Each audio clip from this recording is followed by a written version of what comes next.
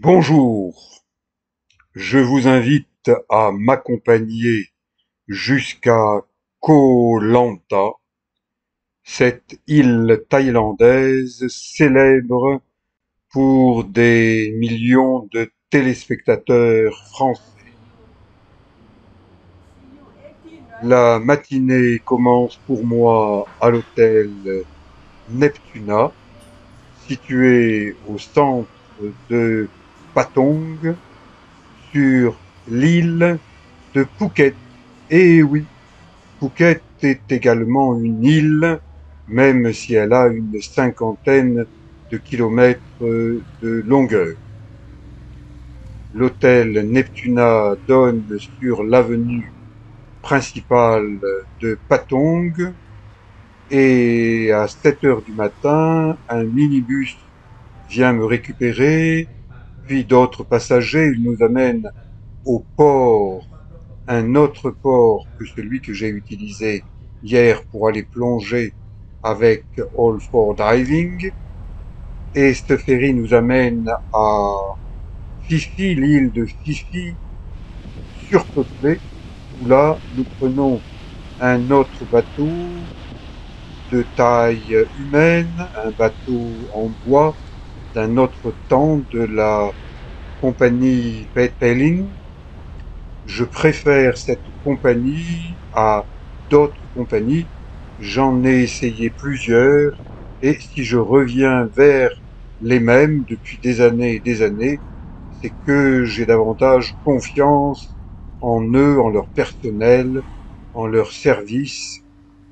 Et un taxi collectif me dépose à Sunny House, la maison du soleil, qui aujourd'hui, comme partout dans la région de Koh Lanta, est sous les nuages, avec même quelques petites gouttes de pluie. Eh bien, ça rafraîchit.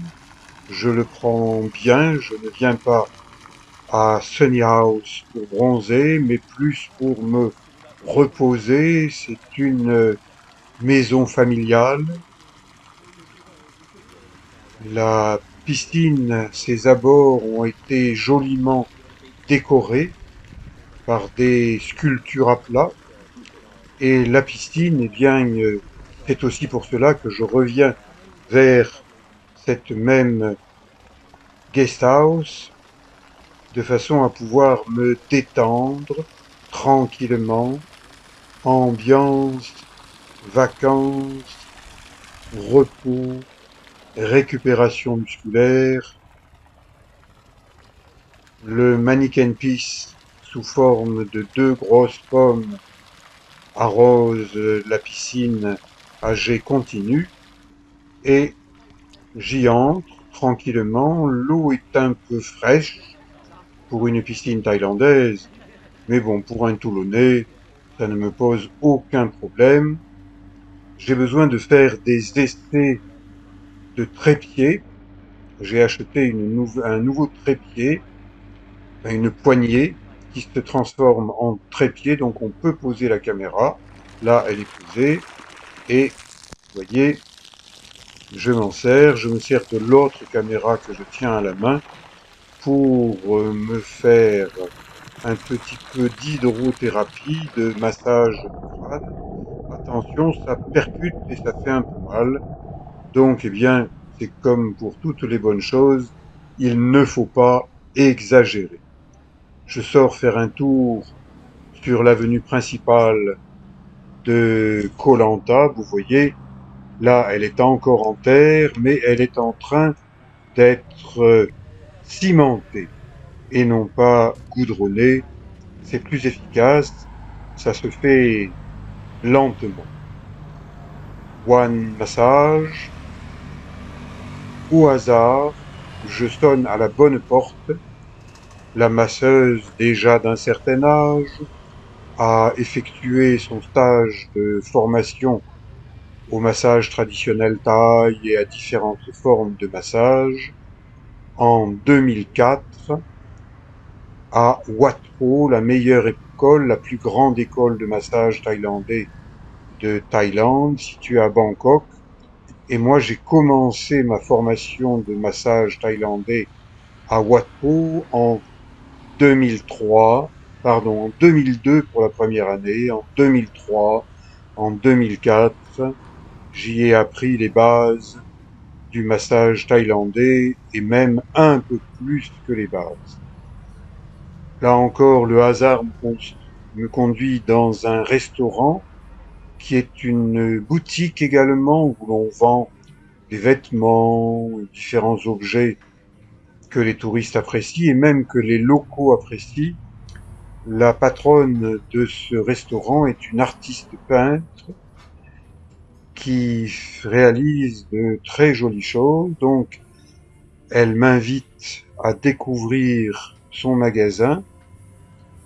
C'est un espèce de bric-à-brac, mais quand on lui dit, voilà, je voudrais voir des t-shirts avec des poissons, eh ben, elle vous conduit au rayon des t-shirts, mais elle a vendu tous ces t-shirts avec poissons, et ceux qu'elle a ne sont plus, ne sont pas amateurs. J'observe, je filme, pour vous donner une idée de ce que l'on peut découvrir. Et oui, il y a encore des choses simples à découvrir quand on voyage en touriste. Là, l'atelier de peinture, elle y réalise beaucoup de choses, des commandes.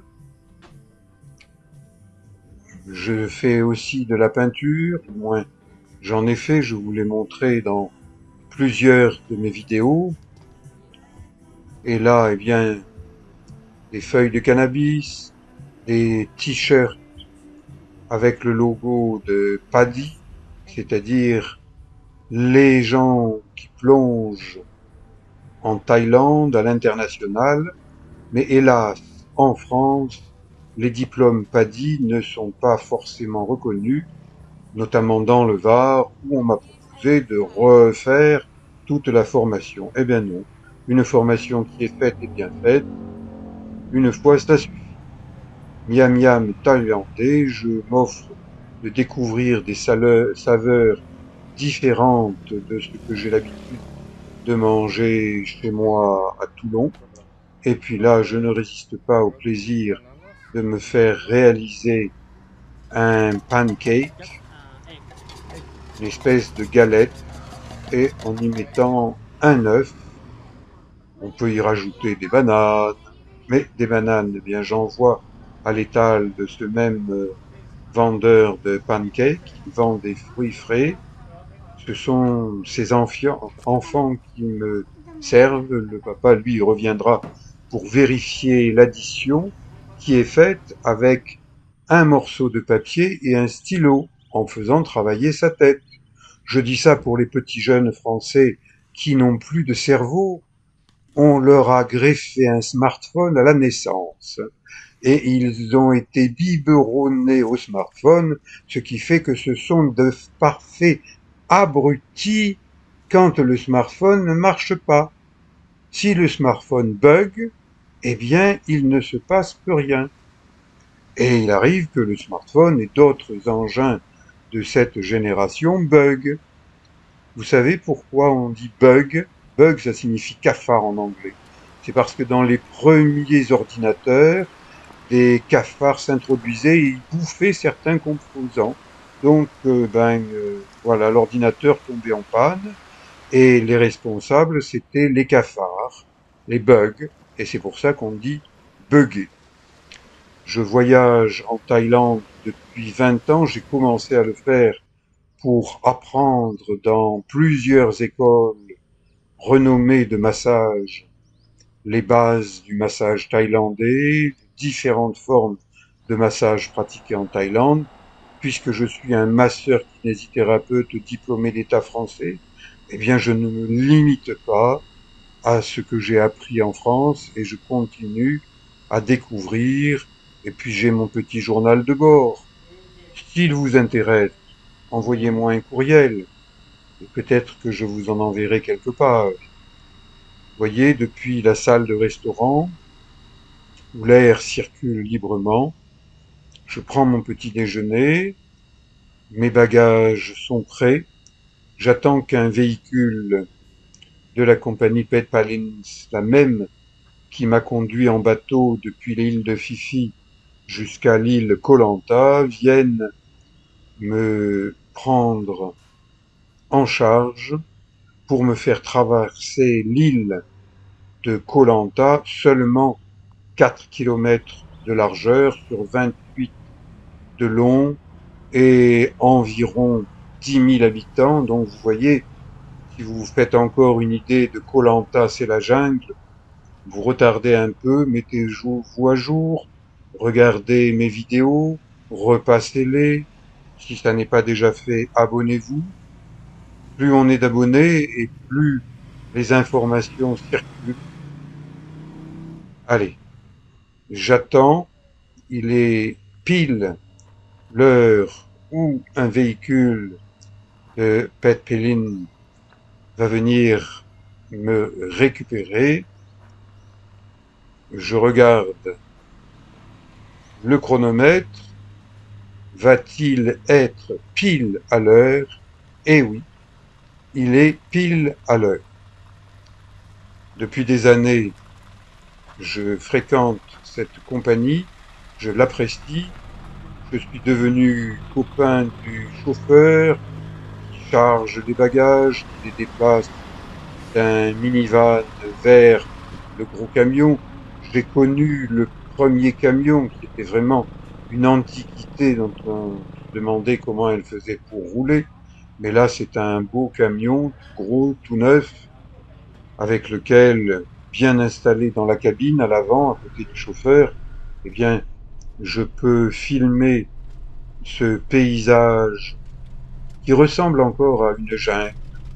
J'aperçois un éboulement de terrain récent.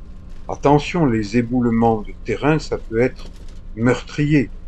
Il y a quelques mois seulement, à Phuket, une douzaine de personnes ont péri alors qu'elles étaient tranquillement chez elles et que leur maison a été emportée par un glissement de terrain.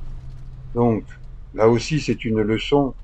On ne construit pas n'importe où et n'importe comment. Nous arrivons au port, au deuxième port de Koh Lanta avec un homard statufié et un quai qui mène à la zone d'embarquement pour les différentes îles, Koh Nai, Koh Kradan, c'est ce que je vise, Koh Mouk. L'eau y est extrêmement trouble. Mais aujourd'hui, en raison des pluies qu'il y a eu récemment pendant toute la nuit, eh bien, l'eau est trouble partout. Ça n'est pas le bon moment pour faire du snorkeling, pour faire de la plongée. J'ai eu la chance de faire de la plongée dans les petites îles autour de Koh Kradan. Il y avait un moniteur thaïlandais, mais le Covid a eu raison de son activité. Il n'y a plus de moniteur de plongée sur l'île de Koh Kradan, qu'on se le dise. Allez, le bateau a démarré, cap sur l'île de Kradan. Il y en a pour une bonne heure de navigation tranquille. Et je vous garantis, pour avoir expérimenté aussi une autre forme de navigation avec des hors-bord, speedboat ici, eh bien que si vous êtes âgé et que votre dos craint les secousses, le hors-bord, c'est déconseillé pour les personnes âgées. Moi, sur ce bateau, eh bien, tranquillement, je fais des exercices d'étirement inspirés de la méthode Mézières. Si vous ne savez pas ce que c'est, je lui ai consacré un site qui s'appelle Méthode Mézières Toulon. Et cet exercice, je vous l'ai montré de nombreuses fois. Je l'ai inventé lorsque j'avais 20 ans et que je préparais le brevet d'état d'aptitude à l'enseignement de la culture physique que j'ai obtenu à 21 ans.